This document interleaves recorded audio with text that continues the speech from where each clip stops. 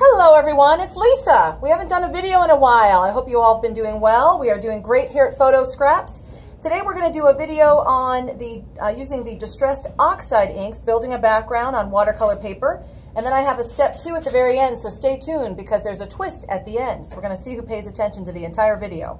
So today we're using some basic supplies by Tim Holtz, the new Distress Oxides, which are really different than regular distressed inks. We have them out on the tables for all of our Wednesday cards. There's classes on them. They're really a lot of fun. We're using 4 colors today: Lucky Clover, Peacock Feathers, Twisted Citron, and Salty Ocean. And we're going to use those to build this really awesome background for the mermaid, so stay tuned. We have a special guest here today, Miss Bev. She's going to be pointing with her beautifully manicured fingers. Miss Bev, why don't you show everybody the card that we're going to be doing? Ooh, that's cute. See, no manicure, manicure. Very nice. We should start a fund for Lisa to get manicures for the videos. I'm just saying. There you go.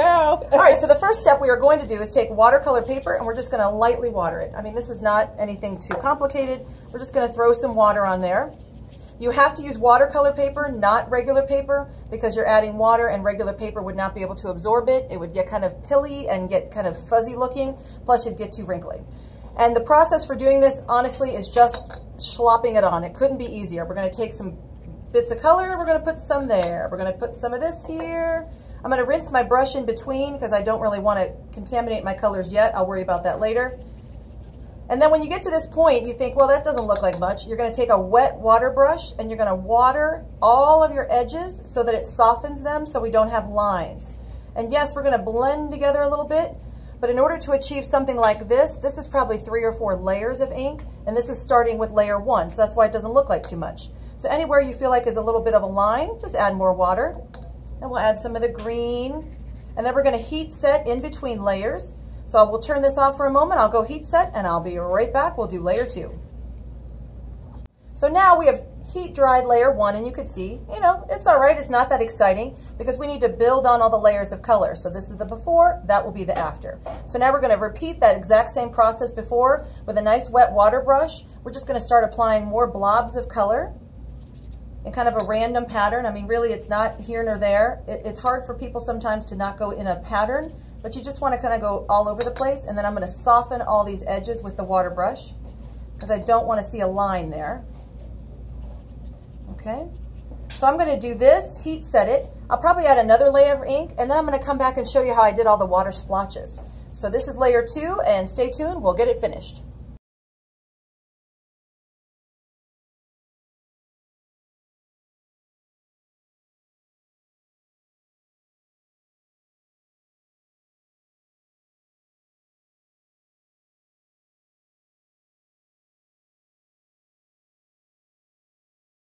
Hello. Okay, so I built maybe 3 layers of ink on here with the oxides, heat setting in between each one and using the water brush to kind of move the ink around so we don't have any lines necessarily.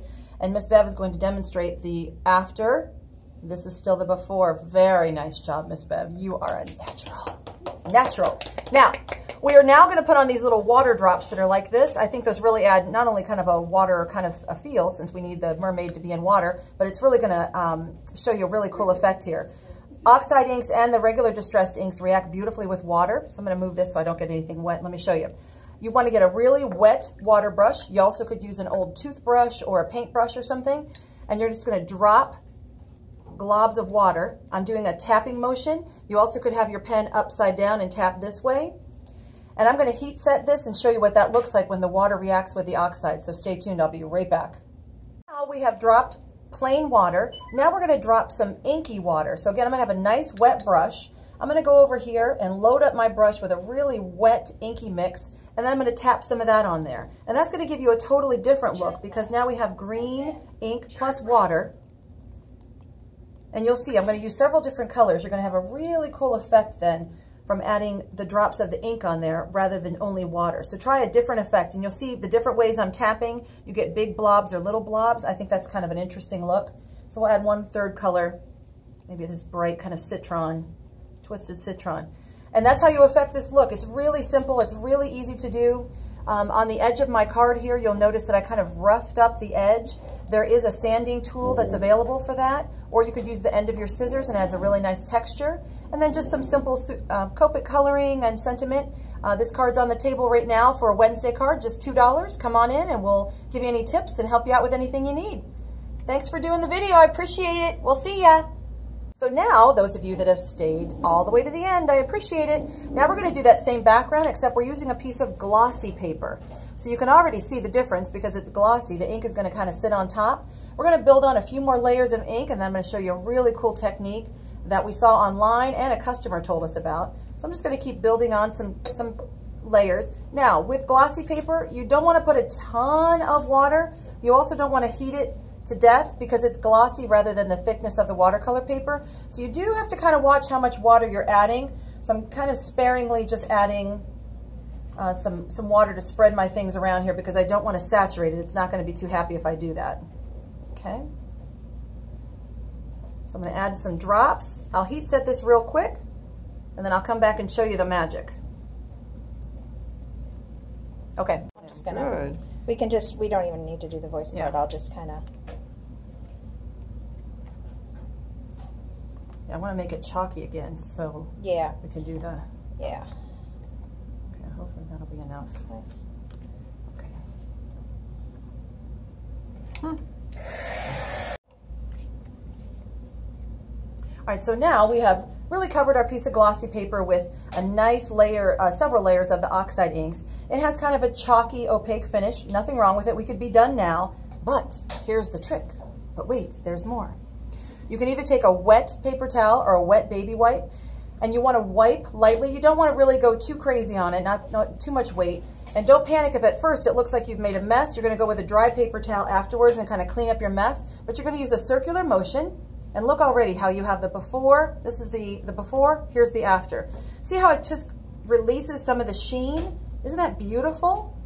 So it really makes the colors pop, makes them vibrant. And all I've done is take a little bit of ink off the top. What was there is still there. I've just removed kind of the chalky top layer. So you can go another quick, again, you're not removing too much ink there. And that's what you're left with is this beautiful, intense, glossy background, which I think would be awesome for many, many different things. So give that a try with your oxide inks. This only works on glossy paper, not on watercolor paper. So if you have glossy, go ahead and create a background and then take a wet paper towel, wipe off that top layer and reveal what's underneath. I think you're going to love it. So I hope you liked the video today. Thanks guys, see you soon.